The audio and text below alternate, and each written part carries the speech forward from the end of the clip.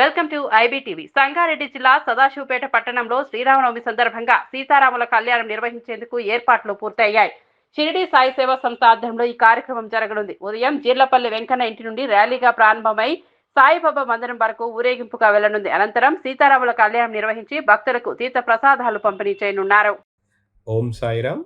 సాయిబాబా భక్తులందరికీ షిరిడి సాయి సేవా సంస్థానం తరఫున శ్రీరామనవమి శుభాకాంక్షలు. ప్రతి సంవత్సరం లాగానే మన సాయిబాబా మందిరంలో సీతారాముల కళ్యాణం ఘనంగా నిర్వహిస్తాము. సో ఈ సంవత్సరం కూడా అనగా శుక్రవారం రేపు చిన్నబసవేశ్వర మందిరం నుండి కళ్యాణంలో పాల్గొనే దంపతులు భక్తులతో నామకీర్తనలతో చిన్నబసవేశ్వరం నుండి బయలుదేరి సాయిబాబా మందిరం వరకు సీతారాముల పాదయాత్ర ఘనంగా నిర్వహించును. అలాగే 11 గంటలకు సీతారాముల కళ్యాణం మరియు 12 గంటలకు సాయినాథుని మధ్యాహ్న హారతి, తర్వాత మహాప్రసాదం ఉంటుంది. కాబట్టి భక్తులందరూ అందులో పాల్గొని సీతారాముల కళ్యాణాన్ని వీక్షించి ఆ సాయినాథుని ఆశీర్వాదాన్ని పొందగలరని చెప్పుకుంటున్నాను. ఓం సాయిరామ్.